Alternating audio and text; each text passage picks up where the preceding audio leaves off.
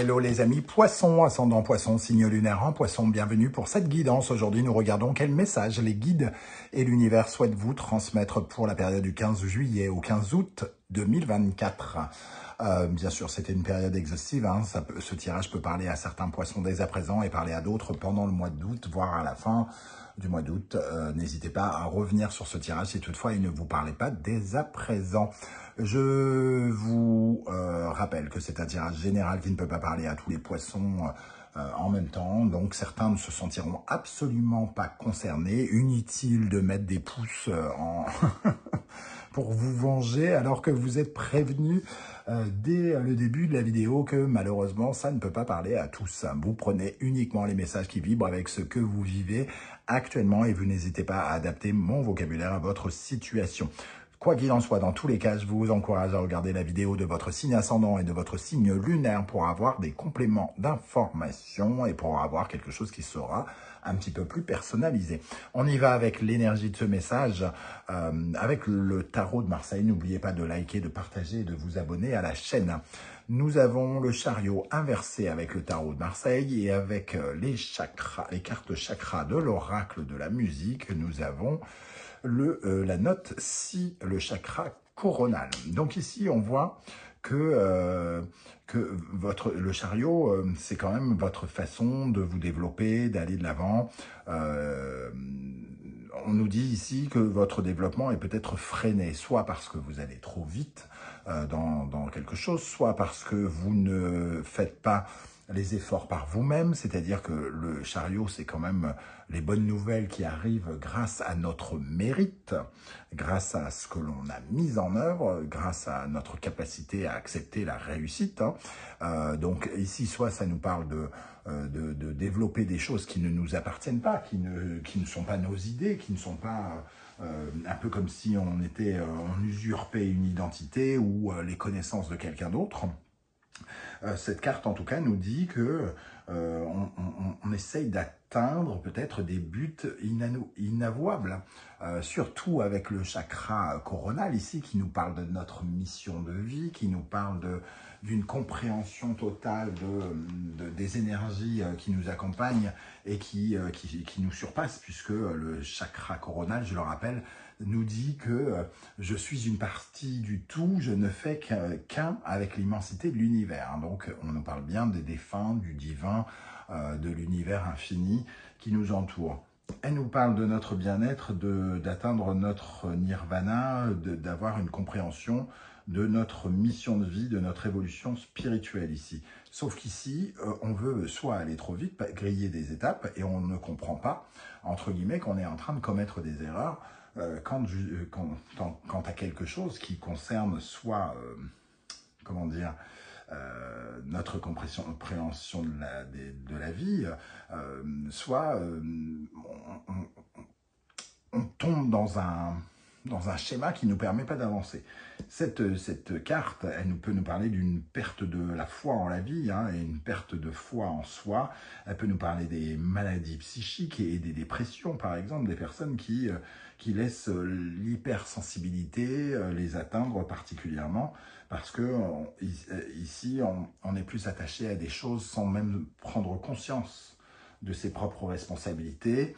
On est peut-être toujours dans l'attente que les autres nous viennent en aide, que les autres soient là.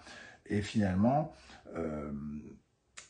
on n'est pas du tout, comment dire, on est beaucoup trop focalisé sur le reste du monde que sur nous, quelque part. Hein. Donc ici, on peut commettre une erreur en s'éparpillant ou en faisant un péché, entre guillemets, d'orgueil, de croire que les choses... qu'on essaye d'anticiper des choses, qu'on essaye de passer des caps un peu trop vite. Alors évidemment, si on a l'impression de passer des étapes un peu trop vite, peut-être qu'on a l'impression de déprimer parce que on se rend bien compte que ça ne fonctionne pas et qu'on ne peut pas aller de l'avant comme ça. Hein. Donc il peut y avoir cette notion ici. La papesse inversée nous dit qu'il nous manque des éléments, peut-être, hein, qu'il nous manque des informations, qu'on a peut-être tendance à croire en les connaissances de quelqu'un qui n'y connaît rien, par exemple. ou de croire qu'on est capable de quelque chose alors qu'on n'y connaît rien nous-mêmes, qu'on n'a pas tous les éléments, qu'on n'écoute pas notre âme. Hein. Ici, il y a quelque chose qu'on n'écoute pas au plus profond de nous-mêmes. Peut-être qu'on sait au fond de nous-mêmes qu'on est en train de se planter, qu'on est en train de faire quelque chose qu'il ne faut pas, mais on fait semblant, on met un petit mouchoir et finalement ça nous déprime parce que ça ne va pas dans notre sens. Ok, on va essayer d'en savoir un peu plus avec des cartes de l'oracle de la musique. Ici, nous avons le synthétiseur.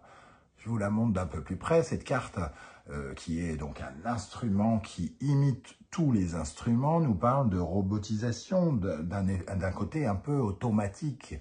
Le côté automatisme, faire comme tout le monde, à suivre le courant, mais ne pas être finalement conscient de soi, de sa route, de ses techniques, etc. Donc ce synthé peut-être nous parle qu'on a peut-être tendance à être un peu manipulé ou à nous laisser manipuler par des choses, des peurs, des gens, des circonstances, plutôt que de réagir par nous-mêmes, d'être maître de soi-même et maître de la situation ici. On laisse peut-être trop quelque chose tirer les ficelles, un peu comme une marionnette. Hein. D'ailleurs, nous avons ici des robots marionnettes avec tous ces fils. Il est question ici d'essayer de couper ces fils pour être profondément vous-même, connecté avec votre mission de vie, avec votre évolution spirituelle, ne pas griller les étapes pour justement évoluer spirituellement et donc atteindre des objectifs que vous vous êtes placés. Nous avons ici la carte de la compositrice. Alors, on le voit ici, hein, la compositrice avec cette femme enceinte qui correspond à une personne qui crée son œuvre, crée son monde, crée tout court, féconde, fertilise le sol, fertilise son monde. C'est la capacité justement à réussir, à engendrer quelque chose, à faire naître vos projets, à créer votre monde. Donc c'est la croissance, c'est le fait d'être la mère et d'améliorer. Donc il y a quelque chose qui demande à être amélioré, et surtout par rapport à votre évolution spirituelle peut-être, vous n'avez peut-être pas compris certaines choses, vous allez trop vite et vous avez oublié peut-être de vous séparer d'une certaine forme de manipulation ou de dépendance. Vous voulez absolument faire quelque chose avec un projet par exemple, mais vous n'avez pas compris par exemple qu'il faut que vous le fassiez seul, sans qu'on vous guide, sans qu'on vous aide peut-être par exemple. Ça peut être ce genre de choses. Et donc avant de voir une évolution spirituelle, vous devez comprendre que vous-même, vous en êtes capable tout seul et que vous n'avez besoin de personne. Entre guillemets, vous avez juste besoin d'avoir foi en vous, foi en l'univers et de créer vous-même ce que vous voulez engendrer. Ici, il reste peut-être le royaume des peurs, des choses qui vous manipulent, des dépendances, dépendance affective, dépendance financière, dépendance à quelqu'un ou à des circonstances, par exemple. Ici, on vous dit de vous fier à votre intelligence, à votre capacité à rebondir en toutes circonstances et à créer, si vous êtes convaincu que vous en êtes capable, vous pouvez créer et réaliser tous les projets que vous voulez. Ok, on va maintenant regarder avec l'oracle du soleil levant. Je vous rappelle que vous retrouverez dans la barre d'infos les différentes références et des oracles et tarots que j'utilise, notamment l'oracle de la musique que j'ai créé. Je vous ai préparé une présentation qui est maintenant sur ma chaîne. Vous retrouverez le lien et vous trouverez également un lien pour l'acquérir si vous le désirez. Vous trouverez également différents liens qui vous mèneront vers les guidances que j'ai effectuées pour votre signe, comme par exemple, quelle est la bonne surprise qui vous attend en août, la guidance générale pour découvrir les énergies principales qui vous accompagneront en août et une guidance pour le second semestre 2024 si vous désirez savoir comment va se passer cette deuxième partie d'année. Ok, pour les poissons, ascendant poisson, signe lunaire en poisson, quelle est l'énergie qui va vous aider, vous favoriser, sur laquelle vous pourrez vous appuyer, les amis poissons? Qu'est-ce qui vous aide d'après vos guides, d'après l'univers? Qu'est-ce qui vous aide? La carpe koi. Donc, ici, on parlait de dispersion ou de précipitation. Et la carpe coil nous dit, bon, il y a un puzzle à terminer, il y a quelque chose à finir ici. Il y a de la persévérance, du travail, de finition peut-être, qui nous dit d'arrêter d'avoir peur. Hein. La carpe coil, c'est le poisson qui n'a pas peur sous le couteau du poissonnier, qui n'essaye pas de fuir. Ici, vous avez peur que quelque chose vous manque. Il y a un manque qui reste avec le yulei ici, soit un manque, soit une peur de ne pas avoir ou de perdre quelque chose qui n'est peut-être pas clôturé et dont vous êtes peut-être encore dépendant. Donc, il faut peut-être se séparer de ça et continuer à persévérer, à travailler dans le sens de cette carpe coil pour terminer le puzzle qui vous permettra cette évolution que vous cherchez. Ok, quelle est l'énergie qui, au contraire, pourrait vous freiner? Sur quelle énergie vous êtes amené à travailler d'après vos guides pour vous sentir mieux? Alors, celle-là veut venir, je vais prendre celle-là. Ok, le jardin zen, une certaine forme de lâcher-prise, certainement. Lâcher prise, arrêter de ressasser le passé, arrêter d'être dans la peur de l'avenir aussi et dans l'incertitude que ça représente. Cette forme de dépression ou de découragement que vous pouvez ressentir avec le chakra coronal ici à côté du chariot, il faut la soigner, entre guillemets, il faut relativiser, dédramatiser, il faut s'apaiser, se reposer ou quelque chose comme ça, et surtout lâcher prise avec les difficultés, parce que plus on y est sensible et plus on les, comment dire, plus on les incorpore finalement, et plus elles nous accompagnent, au lieu de nous permettre d'avancer, hein, entre guillemets. Donc il est préférable de les lâcher, et de se détendre, de souffler avec le jardin zen, hein, de méditer, de lâcher toute forme de pression que vous vous mettez pour une raison X ou Y. Ok, alors avec le tarot d'Irtis qui a été créé par l'illustratrice qui a dessiné l'oracle de la musique, hein, quelle est l'énergie qui va particulièrement vous aider, amis poissons, pendant cette période? Alors celle-là, elle ne veut pas rentrer, donc elle veut sortir. Le diable. On vous dit de déployer votre potentiel. On vous dit de persévérer, de chercher à continuer à travailler et surtout d'avoir le pouvoir, de trouver le pouvoir, d'atteindre vos objectifs, d'avoir ce que vous désirez. Ici, on a ces fils. Ici, on a, habituellement, avec le tarot de Marseille, on a aussi des fils. Le diable, il se sépare de tout ce qui essaye de le manipuler, de le dominer, de le soumettre, de le ridiculiser, de l'humilier, de le descendre. Hein. Donc ici, il est question de se couper tous ces fils ici pour ne plus être un robot qui obéit à quelque chose, mais être celui qui donne les ordres, celui qui prend le pouvoir, celui qui déploie son potentiel. Ok, quelle est l'énergie qui peut particulièrement vous freiner et sur laquelle il serait bon de travailler, les amis poissons, ascendant poisson, signe lunaire en poisson? Le 4 d'épée, bon, c'est un peu la même énergie que le jardin de zen, hein, puisque ici on parle bien de repos, surtout de reposer son esprit, de lâcher un petit peu les pensées ici qui nous font peut-être être très négatifs, déprimés, découragés.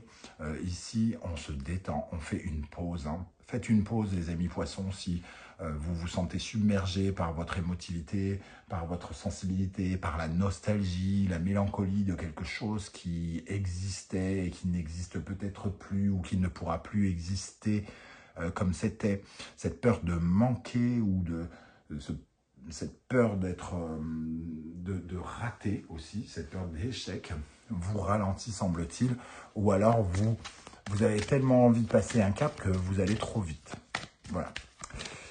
Quel conseil l'univers souhaite-t-il vous transmettre, les amis poissons, avec le tarot Symbolon? Quel conseil pour les poissons? Vierge, Mercure, Capricorne, Saturne. Les blocages sont représentés ici, la discipline, l'organisation, la routine. Ici, c'est quelque chose de très clac, clac, clac dans les cases. Hein. Vierge, Mercure, c'est la routine, c'est ce qu'on fait au quotidien, c'est notre vie de tous les jours, nos activités, pourquoi pas professionnelles, si on travaille un peu tous les jours. Et on voit des obstacles, des blocages ici, Parce que, alors soit on manque de discipline, soit on a trop la tête en l'air, hein, comme pourraient l'être les poissons qui ne manquent pas d'imagination.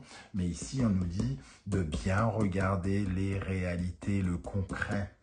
Peut-être que cette hyper-émotivité, ici, dans le chakra coronal, c'est-à-dire le chakra de l'invisible, de tout ce qui se disperse, des pensées aussi, finalement, vous êtes peut-être trop dans les pensées, dans la tête, mais vous n'êtes pas assez relié à la terre. Hein. On a 2 signes de terre ici.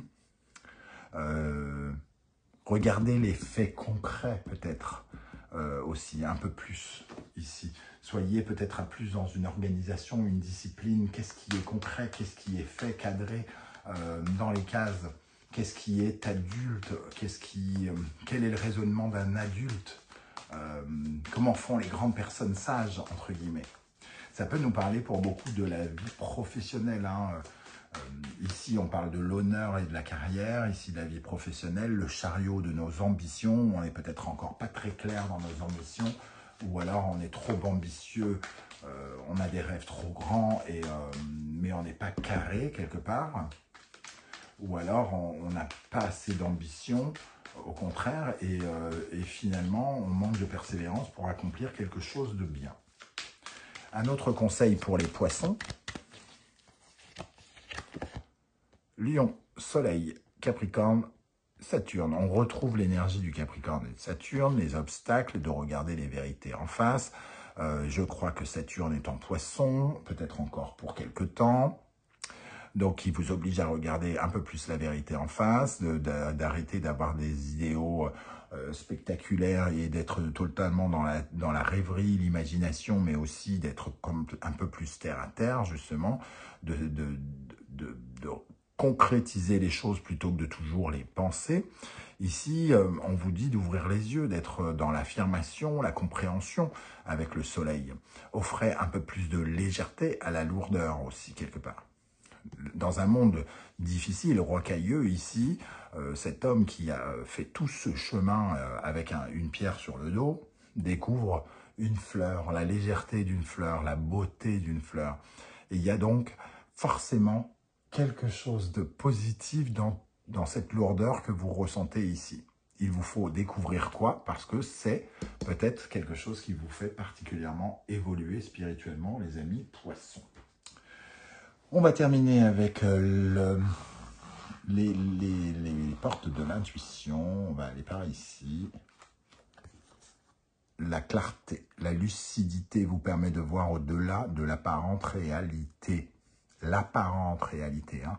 C'est l'imagination, la confusion, justement. Et là, on parle de lucidité, la réalité. Réalité du Saturne. Les complications n'arrivent pas pour rien, elles arrivent pour créer du discernement, pour comprendre les choses, pour être plus adulte et nous permettre d'évoluer spirituellement. La manipulation, on retrouve cette notion de manipulation. Maîtrisez vos pensées négatives et ne vous laissez plus manipuler par elles. Ce sentiment de dépression, de découragement, de négation que vous ressentez, c'est aussi une création de votre esprit. Et vous vous laissez peut-être un peu trop manipuler par tout ça, parce que vous laissez peut-être toute cette sensibilité, cette hyper-émotivité, cette mélancolie, vous attrapez quelque chose, c'est quelque chose qui vous constitue, hein, de toute façon. Donc, mais peut-être qu'ici, vous laissez trop de place justement à cette masse non tangible, non tactile, imaginaire, entre guillemets, au lieu de vous intéresser davantage à ce qui est totalement concret. Voilà ce que je ressens par rapport à ces messages, les amis poissons. Je ne sais pas du tout si ça va vous parler ou pas. J'espère que vous serez nombreux à venir commenter juste en dessous, hein. Soit avec un petit émoticône, soit avec un coucou, soit avec un message un peu plus explicatif qui pourra être très inspirant peut-être pour les autres poissons qui les liront. Je tenais en tout cas à vous remercier pour vos likes, vos partages, vos demandes d'abonnement, vos commentaires et pour toutes les personnes qui ont fait l'acquisition de mes 2 oracles. Merci, merci, merci. On se retrouve en tout cas très très bientôt pour une guidance, cette fois-ci sentimentale, relationnelle, amoureuse. En attendant, prenez bien soin de vous les amis poissons. Merci d'être là et à très très bientôt. Ciao, ciao.